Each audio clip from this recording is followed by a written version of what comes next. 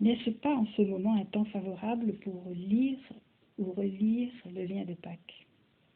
Voici plusieurs bonnes raisons de le faire. Sa couverture déjà nous incite à l'ouvrir.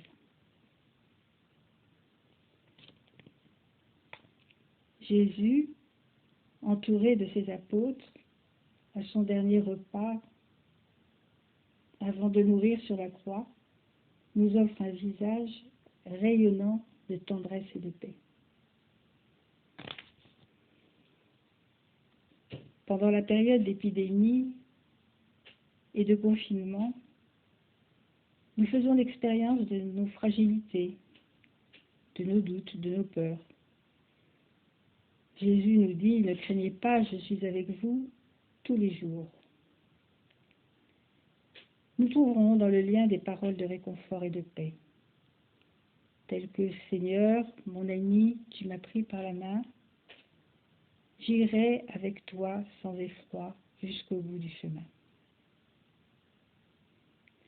Nous faisons aussi l'expérience du manque de liberté, manque de liens sociaux, manque de certitude, et bien d'autres encore.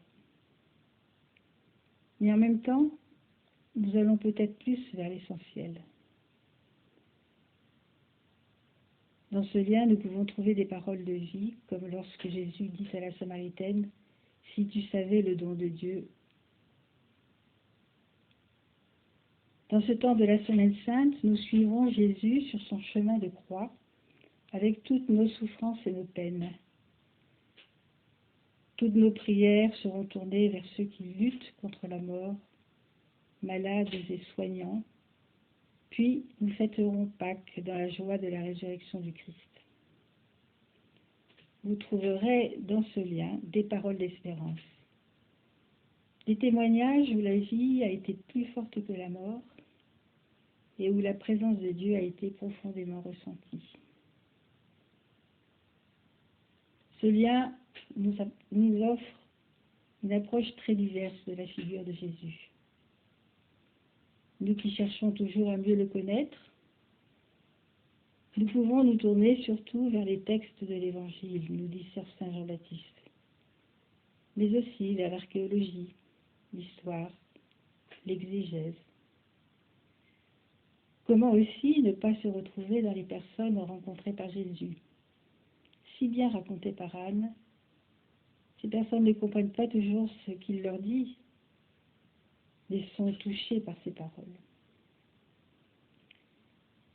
Nourrissons-nous aussi des paroles de Jésus que nous avons à redécouvrir sans cesse et à vivre. Puisons dans les livres et les films proposés par Marie-France et ne nous laissons pas de contempler les trésors de notre patrimoine religieux. La dernière raison, et non la moindre, de lire ce lien, c'est que la vie continue. Notre chemin se poursuit au quotidien, mais aussi dans notre vie de foi. C'est ce que nous dit Jean-Baptiste lorsqu'il décrit le tableau des 4 évangélistes comme une véritable catéchèse des évangiles. Il nous invite à devenir disciples missionnaires. La parole de Dieu est comme un chant à plusieurs voix.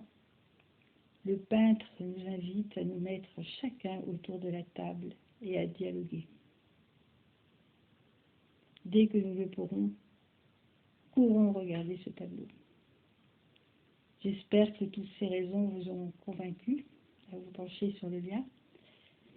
N'hésitez pas à aller chercher sur le site de la paroisse Notre-Dame de Clermont toutes les propositions pour la Semaine Sainte et Pâques.